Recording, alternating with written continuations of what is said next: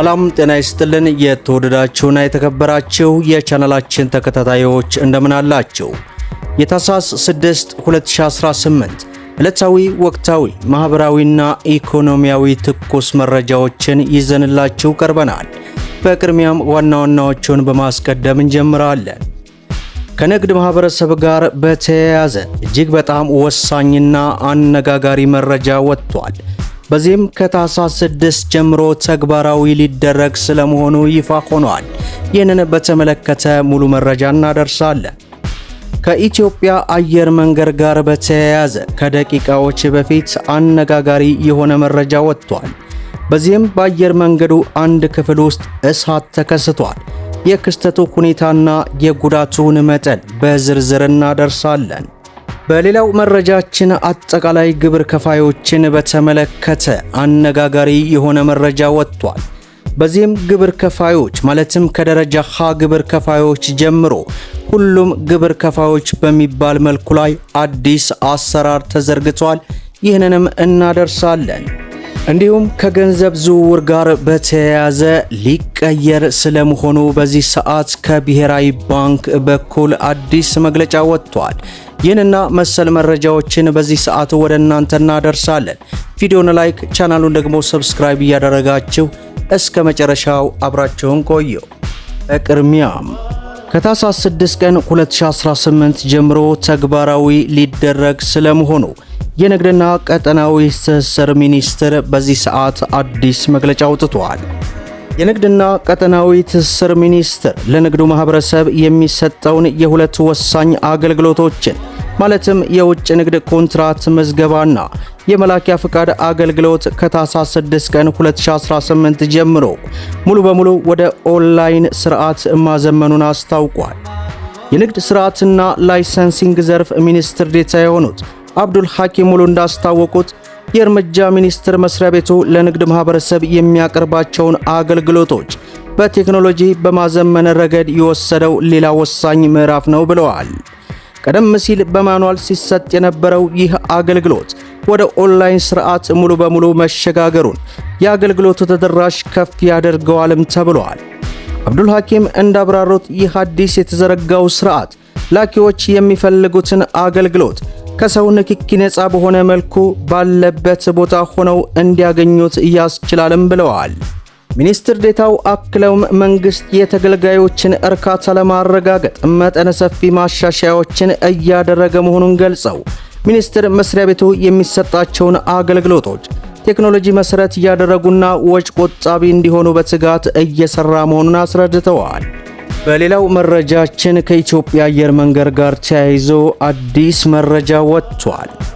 ታህሳስ 5 ቀን 2018 ከቀኑ 9 ሰዓት አካባቢ በአዲስ አበባ ቦሌ ዓለም አቀፍ አውሮፕላን ማረፊያ የመንገደኞች ማስተናጋጃ ተርሚናል ህንፃ ቁጥር 2 ውስጥ ጥገና በሚሰሩበት ቦታ ከብረት ብየዳ በተፈጠረው ፍንጣሪ አንዲት ትንሽ ክፍል ውስጥ እሳት ተከስቶ ነበር ማለቱን ከደቂቃዎች በፊት የኢትዮጵያ አየር መንገድ አስታውቋል።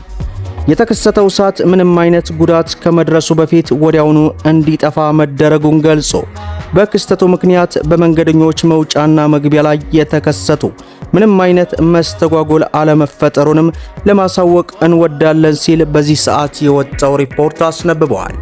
በሌላው መረጃችን ከግብር ከፋዮች ጋር በተያያዘ በዛሬው ዕለት አዲስ አሰራር ሊተገበር ስለመሆኑ ተሰምቷል። በአዲስ አበባ ከተማ ግብር የማይሰበሰብበት ኢንተርኔት ኦንላይን ንግድ እየተስፋፋ በመሆኑ ዘርፉን ወደ ግብር ስርዓት ለማስገባት የሚያስችል አሰራር መዘርጋቱን የአዲስ አበባ ገቢዎች ቢሮ አስታወቀ።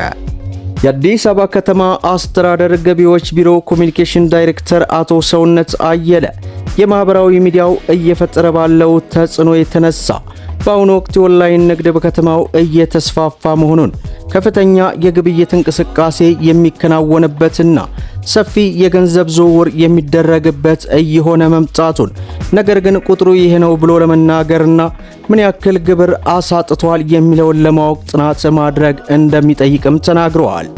በተለይ ቢሮው ከኦንላይን ንግድ መገኘት ያለበት ግብር እየተገኘ ባለመሆኑ እንደ ከተማ አስተዳደር የገቢ ስርዓቱን ጊዜውን የሚመጥን ማድረግና ማስፋት የግድ ስለሚሆን ዘርፉን ወደ ግብር ስርዓቱ ማስገባት የሚያስችልና የሚቆጣጠር የራሱ የሆነ የሥራ ክፍል በማቋቋም የሥራ ክፍል እየተደራጀ መሆኑንም ተናግረዋል። የሥራ ክፍሉ እንዲቋቋም የአዲስ አበባ ከተማ አስተዳደር መፍቀዱንና የሥራ ቅጥር በማውጣት የሰው ኃይል የማሟላት ሥራ መጀመሩን ገልጸው ማንኛውም ንግድና ሕጋዊ ደረሰኝ መሆን እንዳለበት የንግድ ሕጉ፣ የታክስ አስተዳደርና የገቢ ግብር አዋጆች የሚያስገድዱ ቢሆንም አፈጻጸሙ ላይ ሰፊ ክስተቶች መኖራቸውን፣ መሰብሰብ ያለበት የግብር ገቢ በአግባቡ እንዳይሰበሰብ ተጽዕኖ ሲፈጥር መቆየቱንም አውስተዋል። በተለይ በኦንላይን የሚደረግ አጠቃላይ ግብይት ብዙ ችግር ያሉበት፣ በአብዛኛው ጊዜ በዘፈቀደ የሚሰራ መሆኑን፣ ንግድ ፍቃድ ሳይዙ ከመስራት አልፎ ደረሰኝ የማይቆረጥበት እንደሆነ የተናገሩት አቶ ሰውነት የሚደራጀው የሥራ ክፍል በዚህ ዓመት ወደ ግብር ስርዓቱ እንዲገቡ እቅድ ተይዞ የተሰራ መሆኑን ሪፖርተር አስነብቦናል። በሌላው መረጃችን የገንዘብ ዝውውርን በተመለከተ ከደቂቃዎች በፊት የኢትዮጵያ ብሔራዊ ባንክ አዲስ መግለጫ አውጥቷል። በኢትዮጵያ የፋይናንስ ዘርፍ ፈጣንና ከፍተኛ እድገት በማሳየት በዋናነት ሊጠቀሱ ከሚችሉ ክንውኖች የዲጂታል ክፍያ አገልግሎት አንዱ ነው። በተለያዩ አማራጮች ገንዘብ ለማንቀሳቀስና ግብይትን ለመስጠት የሚያስችሉ የዲጂታል ክፍያ አገልግሎቶች በአጭር ጊዜ ውስጥ ብዙዎችን መድረስ ስለመቻሉ ክንውኑን የተመለከቱ አሃዛዊ መረጃዎች ያሳያሉ።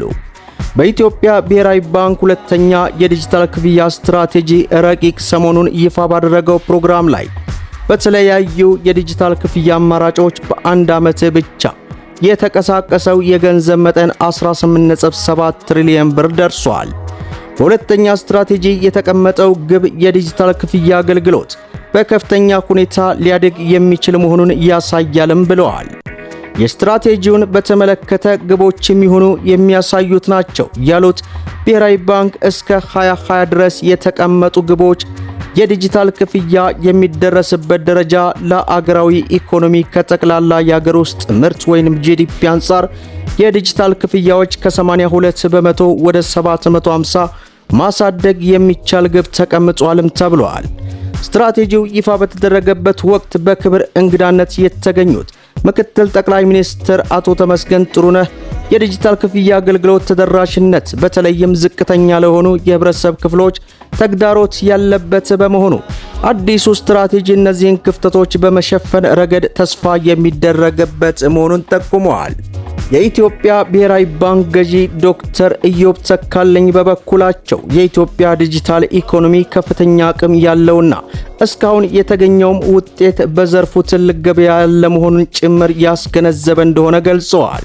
በአዲሱ ስትራቴጂም ደህንነቱ የተጠበቀና አስተማማኝ የዲጂታል ክፍያ ስርዓት ለመዘርጋት የሚያስችል መሆኑን ገልጸው ሁለተኛው የዲጂታል ክፍያ ስትራቴጂም ከቀድሞው በተሻለ ሁኔታ የተሰናዳና በዘርፉ ያለውን አቅም የበለጠ ለማሳደግ እንደ ተግዳሮት የሚታዩ ሁኔታዎች ለመፍታት የሚያስችል እቅዶች ተካቶበት ተግባራዊ ይደረጋል ማለቱ በዚህ ሰዓት ሪፖርተር አስነብቦናል።